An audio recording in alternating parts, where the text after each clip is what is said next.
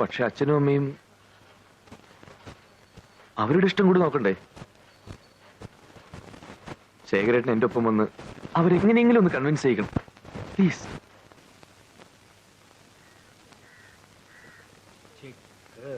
അപ്പോഴോ തങ്കമണി, ഇന്ന് മഴ പെയ്യും.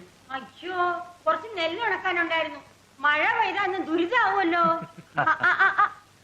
അപ്പോ മന്ത്രി രാജാവിനെ പിടിക്കാനുള്ള പരിപാടി. നിക്കട്ടെ നിക്കട്ടെ. നിൽക്കാനല്ല, ഇരിക്കാൻ തന്നെ വന്നതാ. ഇരുന്ന് പറയേണ്ട കാര്യ. അല്ല, സാറിന് എപ്പോഴാണോ അടുത്ത പുറപ്പാട്? അങ്ങനല്ല, ഇനി ശബരി ഇവിടെ സ്ഥിരതാമസമാക്കാൻ പോവാ. അപ്പൊ സാധാരണ മഴയല്ല, പെരുമഴ തന്നെ പെയ്യും. ചേച്ചി, മാഷേ, മുഖവരയില്ലാതെ വിഷയത്തിലേക്ക് കിടക്കാം. ശേഖർജിയുടെ കൂടെ കൂടി ഇവൻ വഷളായി എന്നാണല്ലോ നിങ്ങളുടെയൊക്കെ ധാരണ. എന്നാൽ വിദ്യാഭ്യാസവും സൗന്ദര്യവും തറവാടിത്തവും ഉള്ള ഒരു പെൺകുട്ടിയെ ഇവൻ കണ്ടുവച്ചിട്ടുണ്ട്. നമുക്കതൊക്കെ നടത്തി കൊടുത്താൽ എന്താ? ശേഖർജിക്കും അവനും ഇഷ്ടപ്പെട്ടെങ്കിൽ പിന്നെ ഞങ്ങളോട് എന്തിനാ പ്രത്യേകിച്ച് ആലോചിക്കണേ? പക്ഷേ കുട്ടി ആരാണെന്ന് അറിയണ്ടേ? ഒക്കെ തീരുമാനിച്ച സ്ഥിതിക്ക് നീവ് കുട്ടി ഏതായാലും എന്താ? അങ്ങനല്ല, അറിയണം.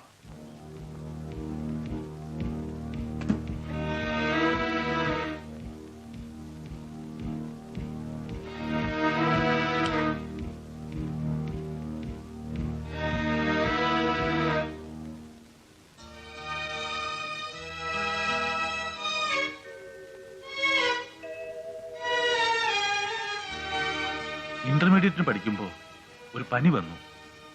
അങ്ങനെയാ തുടക്കം. പെട്ടെന്ന് ശബ്ദം നഷ്ടപ്പെട്ടു. തറവാട്ട് ക്ഷേത്രത്തിലെ ഭഗവതിയുടെ കാരുണ്യം കൊണ്ട് ആറ്റുനോട്ടുണ്ടായതാ ഇവൻ. അതും കല്യാണം കഴിഞ്ഞ് 12 വർഷത്തിന് ശേഷം. യവനാണ് ഈ തറവാടിലെ അവസാനത്തെ കണ്ണി. ഈ താഴ്വഴിയിൽ പെൺമക്കൾ ഇല്ലാത്തത് കൊണ്ട് യവൻ കൊണ്ടുവരുന്ന പെൺകുട്ടി വേണം ഭഗവതിയെ ഉണർത്താൻ. അങ്ങനെയാ പ്രശ്നത്തിൽ തെളിഞ്ഞത്. ആ നിലയ്ക്ക് യവനൊരു ഊമ പെൺകുട്ടിയെ കല്യാണം കഴിച്ചോണ്ടോന്നാൽ എന്താണ് നീ ഒന്നും ആലോചിക്കാതെ? എല്ലാം ആലോചിച്ചിട്ട് തന്നെയാ. നിന്റെ തോന്നിയാസിന് ഞങ്ങൾ തയ്യാറില്ലെങ്കിലോ? ഇത്രയും കാലം കൂടെ കൊണ്ട് നടന്നത് ഇതിനായിരുന്നു അല്ലേ? ഇത് പറയാൻ വേണ്ടി ശേഖർജി ഇവിടെ വരാനേ പാടില്ലായിരുന്നു. ഭഗവതിക്ക് അനിഷ്ടമായ ഒരു കാര്യം ഇല്ല, അതൊരിക്കലും ഇവിടെ ഉണ്ടാവില്ല. തീർച്ചയാ.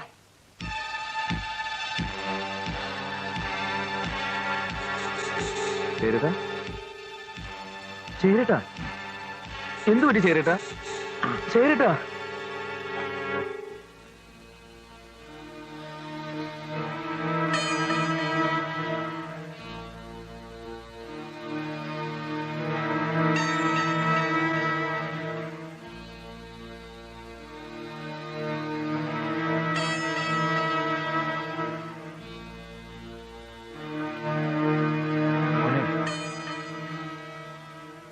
അപ്പോ അവാർഡ് വാങ്ങാൻ നീ ഡൽഹിക്ക് പോകുന്നില്ല അല്ലേ? ഇല്ല.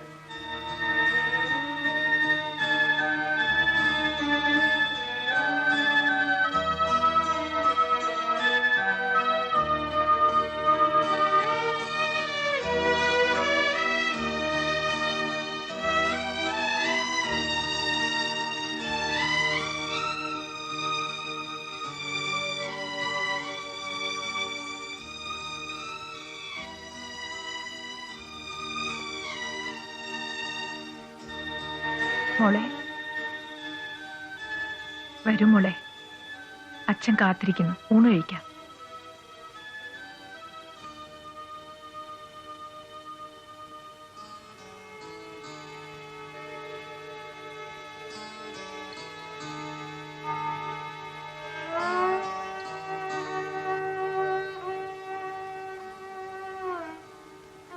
മോളെവിടെ? 4-5 തവണ വിളിച്ചു. അവൾക്ക് വിശപ്പില്ലെന്ന്. ഇരിക്കൂ.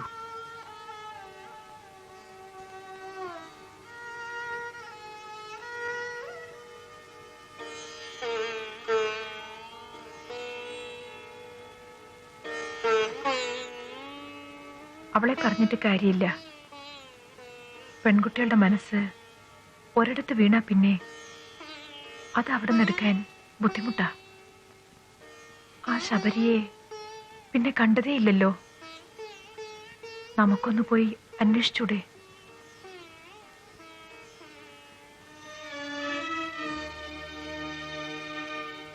സ്വന്തം പ്രശ്നങ്ങൾ എല്ലാവർക്കും ദുരിതം തന്നെയാണ്.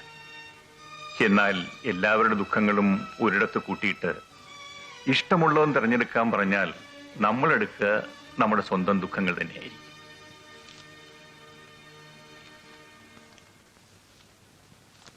സാർ, മുഴുവൻ തീർന്നോ? തീർന്നു സാർ.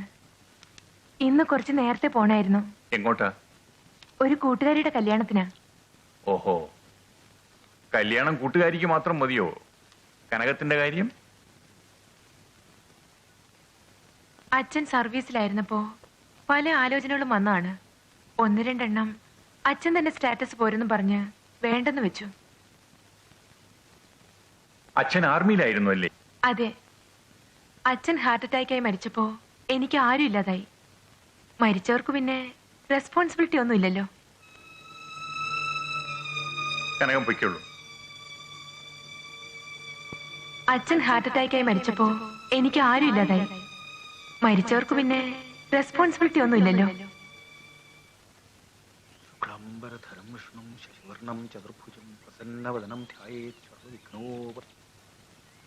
കുട്ടിശങ്കര, ഓർക്കുന്നില്ലല്ലേ പഴയ രാജശേഖരൻ? രാജനോ?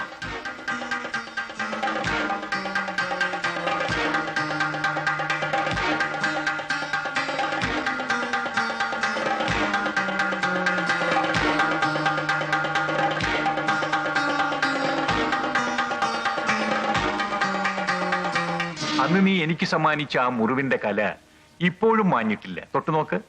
എല്ലാം എനിക്ക് ഓർമ്മയുണ്ട്. പക്ഷേ ഇപ്പോ എന്റെ മകനും നിന്റെ മനസ്സിന് മുറിവേൽപ്പിച്ചോ എന്നാണ് എന്റെ ഭയം.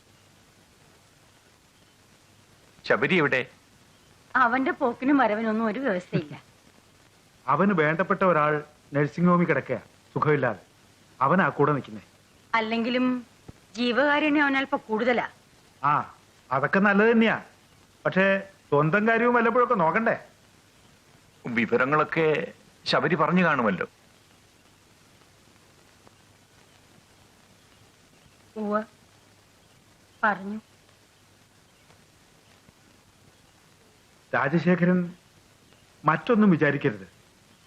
ശബരിയുടെ ഒരാഗ്രഹത്തിന് ഞാൻ ഇന്നുവരെ എതിര് നിന്നിട്ടില്ല. പക്ഷേ ഇത് ഭരദേവതയുടെ കാര്യമാണ്. ഭഗവതിയെ വിളിച്ചുണർത്തേണ്ടത് ശബരി കൊണ്ടുവരുന്ന പെൺകുട്ടിയാണ്. ആ നിലയ്ക്ക് അതിന് കഴിവില്ലാത്ത ഒരു പെൺകുട്ടിയെ നമ്മുടെ സ്നേഹബന്ധം ഇങ്ങനെ തന്നെ തുടരട്ടെ. അതിൽ കൂടുതലൊന്നും തൽക്കാലം നമ്മൾ ആഗ്രഹിക്കണ്ട. സാരമില്ല, എനിക്ക് മനസ്സിലായി. വളരെ കാലത്തിന് ശേഷം കുട്ടിശങ്കനെ ഒന്ന് കാണാനെങ്കിലും സാധിച്ചില്ല. അത് തന്നെ വലിയ ഭാഗ്യം. ഞാൻ വരട്ടെ. മറ്റൊന്നും തോന്നരുത്. ഭഗവതിയുടെ കാര്യമായതുകൊണ്ടാ.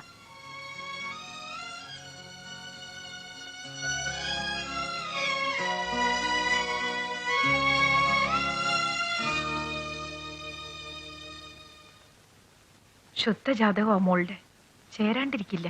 ജാതക്കുറുമ്പ് തരിക. ഇപ്പൊ തന്നെ അവിടെ ചെന്ന് ഇതൊന്ന് ഒത്തുനോക്കി രാത്രിക്ക് മുമ്പ് രണ്ടാമെന്ന് അറിയിക്കാം. കുറുപ്പ് പറയുന്നത് കേൾക്കുമ്പോ തെറ്റില്ലെന്ന് എനിക്കും തോന്നുന്നു. കല്യാണക്കാര്യത്തിൽ എങ്ങനെ നടക്കു വീഴുകയെന്ന് ആർക്കും പറയാൻ പറ്റില്ല. ഇതിപ്പോ ഭാഗ്യത്തിന് എല്ലാം കൂടെ ഒത്തുവന്നിരിക്കുക. പിന്നെ നമ്മുടെ കുട്ടിക്ക് വലിയൊരു വീക്ക്നെസ്സും ഉണ്ടല്ലോ. അവരുടെ ഭാഗത്ത് സമ്മതാണ്. അതേതായാലും കുറിപ്പ് സാധിച്ചെടുത്തു. ഇനി കുട്ടിയുടെ സ്വഭാവം മാത്രമേ അവർക്ക് നോട്ടുള്ളൂ. ഈശ്വരൻ സഹായിച്ച് എന്നാ ഇറങ്ങട്ടെ. ആ, കുറുപ്പ് ഇപ്പൊ കൊണ്ടുവന്നിരിക്കുന്ന ആലോചന എല്ലാം കൊണ്ടും നല്ലതാ. എന്തോ എന്റെ മനസ്സ് പറയുന്നു ഇത് നടക്കുമെന്ന്. ശേഖരൻ ചേച്ചി സംസാരിക്കരുത്, വിശ്രമിക്കൂ. ഞാൻ ഇടയ്ക്കിടയ്ക്ക് വരാം. ശബരി വന്നാ പറയൂ എന്നെ ഒന്ന് വിളിക്കണമെന്ന്. എന്നാ ഞാൻ വരട്ടെ. ശരി.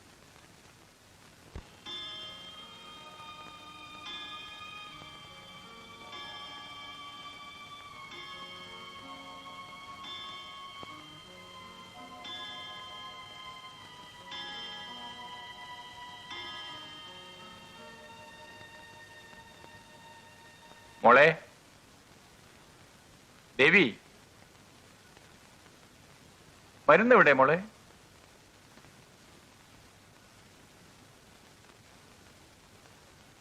എന്താ മോളെ? അച്ഛന് മരുന്ന് തരാനും മറന്നുപോയോ?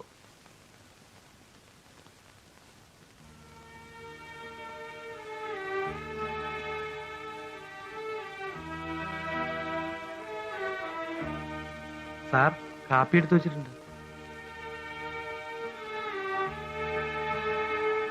മോളൊരു തമാശ കേട്ടോ. നമ്മുടെ മണികണ്ഠപിള്ള റപ്പായിയെ പറ്റി പറഞ്ഞതാ. റപ്പായി പണ്ട് ഒരു വലിയ നായാട്ട് വിദഗ്ധനായിരുന്നത്രേ.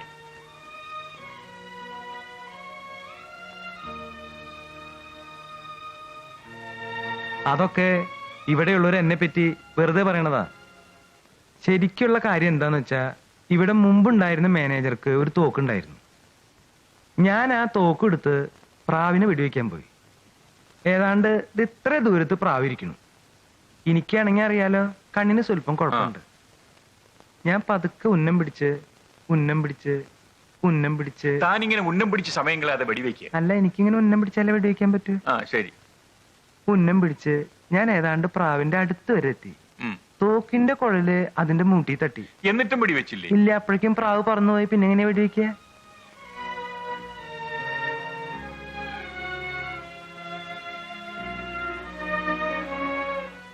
ആ ബാഹുലേനെ ഇതുവരെ പിടുത്തം കിട്ടിയിട്ടില്ല സദാശിവ.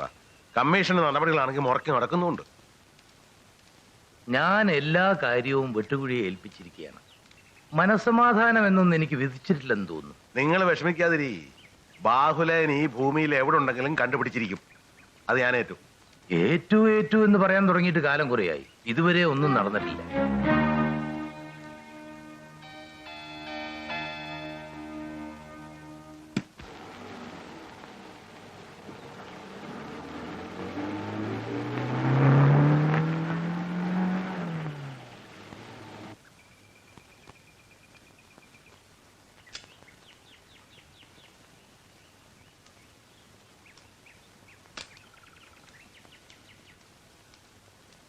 ബാഹുലേൻ സാറിനെ ഒന്ന് കാണണമല്ലോ.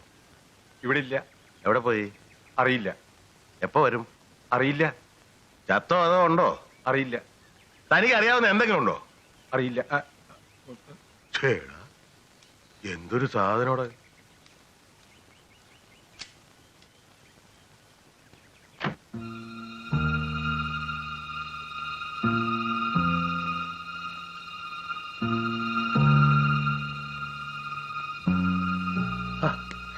ആ AC ഓൺ ചെയ്യ്. ഓണം സാർ. ആണോ?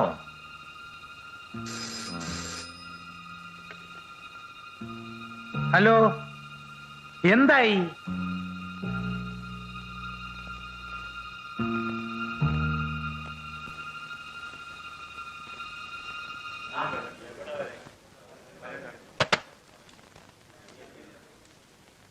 എന്തായി? ബാഹുലേൻ പോയിട്ട് അവന് തന്ത വരത്തില്ല.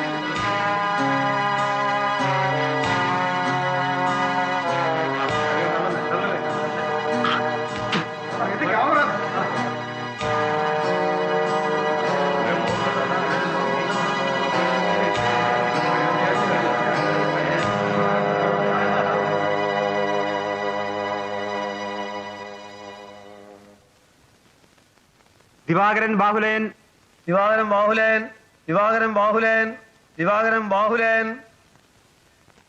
ബാഹുലേയൻ ഹാജരില്ലാത്തതിനാൽ ഇന്നത്തെ സിറ്റിംഗ് നിർത്തിവെച്ചിരിക്കുന്നു.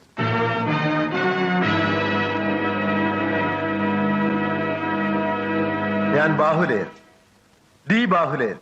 Objection your honour. കക്ഷി തെളിവ് നൽകേണ്ട സമയത്ത് ഇവിടെ ഹാജരായിരുന്നില്ല. ഇന്ന് സിറ്റിംഗ് നിർത്തിവെച്ചതായി അങ്ങ് പ്രഖ്യാപിച്ചു കഴിഞ്ഞ സ്ഥിതിക്ക് ഇനി മിസ്റ്റർ ബാഹുലേനെ മൊഴി നൽകാൻ അനുവദിച്ചുകൂടാത്തതാണ്. യുവർ ഓണർ, ഈ പ്രത്യേക സാഹചര്യത്തിൽ ബാഹുലേനെ മൊഴി നൽകാൻ അനുവദിക്കേണ്ടതാണ്. വളരെ വിവാദപരമായ ഒരു കേസിന്റെ തെളിവെടുപ്പാണ്. സത്യാന്വേഷണം സാങ്കേതിക പ്രശ്നങ്ങൾ കൊണ്ട് തടസ്സപ്പെട്ടുകൂടാ. മിസ്റ്റർ ബാഹുലേൻ, നിങ്ങൾക്ക് പറയാനുള്ളത് പറയണം. സത്യം ബോധിപ്പിച്ചുകൊള്ളാം. സത്യം ബോധിപ്പിച്ചുകൊള്ളാം. സത്യം മാത്രമേ ബോധിപ്പിക്കുകയുള്ളൂ. സത്യം മാത്രമേ ബോധിപ്പിക്കൂ. ദൈവം സാക്ഷി. ദൈവം സാക്ഷി. വയറക്കാട് ഡാമിന്റെ സബ് കോൺട്രാക്ടർ ആയിരുന്ന എന്നെ ഈ അന്വേഷണ കമ്മീഷൻ മുമ്പാകെ മൊഴി നൽകുന്നതിൽ നിന്നും പിന്തിരിപ്പിക്കാൻ ചില തൽപര കക്ഷികൾ നിരന്തരം ശ്രമിച്ചുകൊണ്ടിരുന്നതായി ഞാൻ കമ്മീഷൻ മുമ്പാകെ അറിയിക്കുന്നു. വാറുണ്ണിയുടെ സബ് കോൺട്രാക്ടർ ആയിരിക്കെ പവർ ഓഫ് അറ്റോർണി അനുസരിച്ച് ബില്ല് തുക ബാങ്കിലൂടെയായിരുന്നു എനിക്ക് ലഭിച്ചുകൊണ്ടിരുന്നത്. എഗ്രിമെന്റ് തുക 70 കോടി രൂപയാണെങ്കിലും 40 കോടി രൂപ കൊണ്ട് ഡാമിന്റെ എല്ലാ പണികളും പൂർത്തീകരിച്ചു എന്നതിന് വ്യക്തമായ കണക്കുകൾ എന്റെ കൈവശമുണ്ട്. ബാക്കി വന്ന 30 കോടി രൂപ മന്ത്രി സദാശിവൻ തന്നെ കൈപ്പറ്റിയതായി രേഖയുണ്ട്. വാറുണ്ണിയുമായുള്ള കത്തിടപാടുകളുടെ കോപ്പിയും ബാങ്ക് സ്റ്റേറ്റ്മെന്റും അതുപോലെ മറ്റെല്ലാ രേഖകളും ഈ ഫയലിലുണ്ട്. മിസ്റ്റർ ബാഹുലെ, നിങ്ങൾക്ക് ഹാജരാക്കാനുള്ള രേഖകൾ കമ്മീഷന് കൈമാറാം.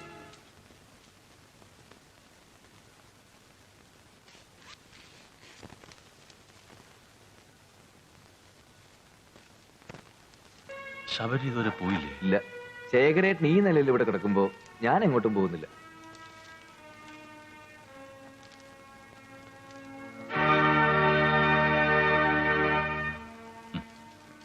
സന്തോഷായി. എന്റെ കർമ്മത്തിന് ഫലം ഉണ്ടായല്ലോ. തന്റെ കാര്യ കഷ്ടം.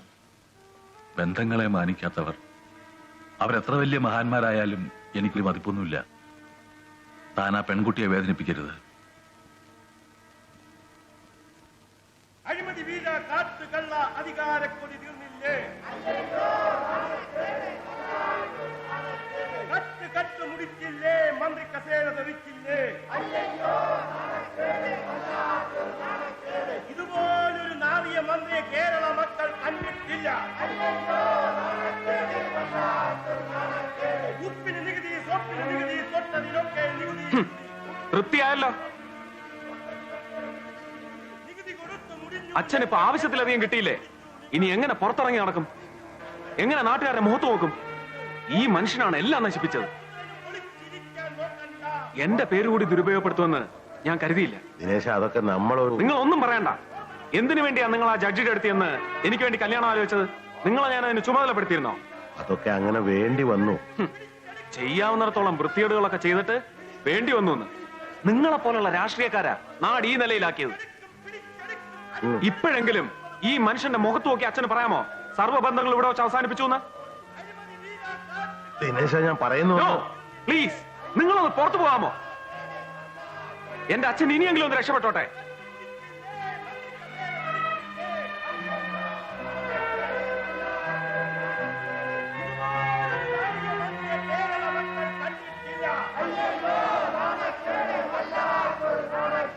ഇതുപോലൊരു നാറിയ മന്ത്രിയെ കേരള മക്കൾ കണ്ടിട്ടില്ല.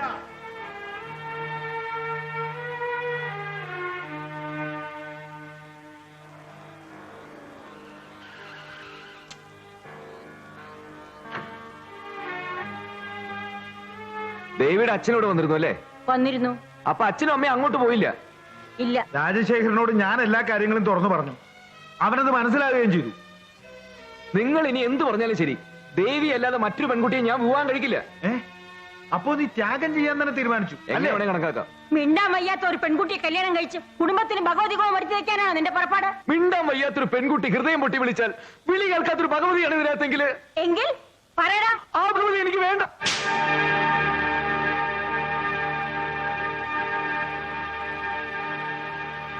പപ്പായി, അദ്ദേഹം പറഞ്ഞ പോലെ എല്ലാം ഭംഗിയായിട്ട് പാക്ക് ചെയ്തോ?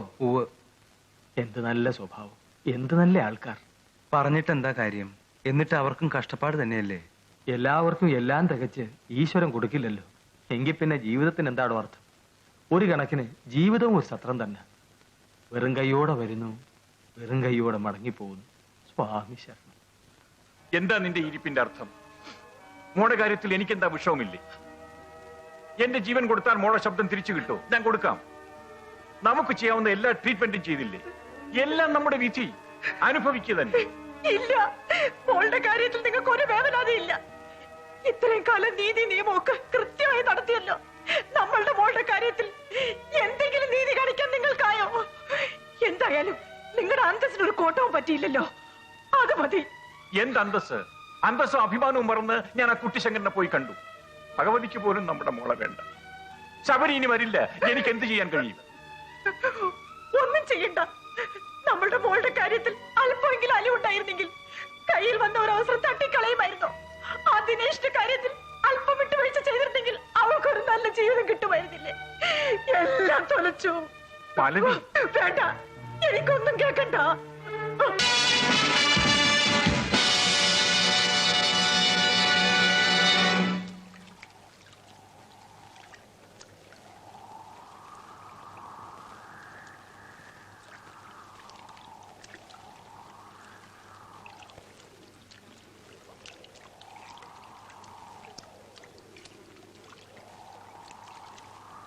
ദേവി